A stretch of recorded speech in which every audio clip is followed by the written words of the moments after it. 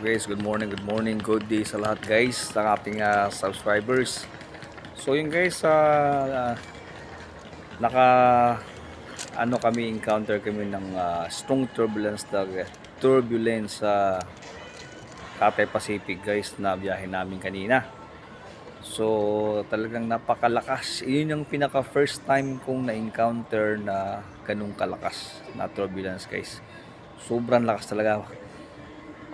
Napapa-sign of cross nga ako.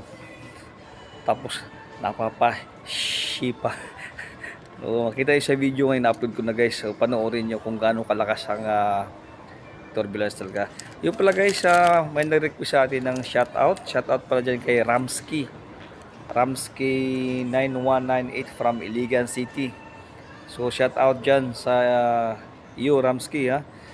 Ay salamat sa inyong suporta. Saka si Ka-Vlogger TV 2281 din. Shoutout na rin kay Ka-Vlogger 2281.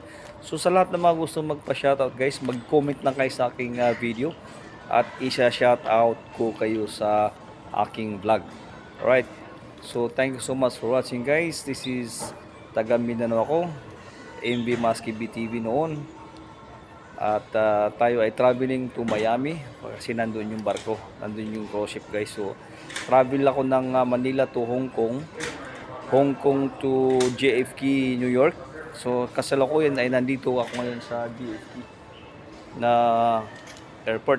At mamaya-maya at babiyahin na rin kayo puntang Miami guys. So thank you so much for watching guys. Sana i-support yung aking channel at i-share nyo at para dumami tayo sa ating channel na ito. Thank you so much guys. Ciao.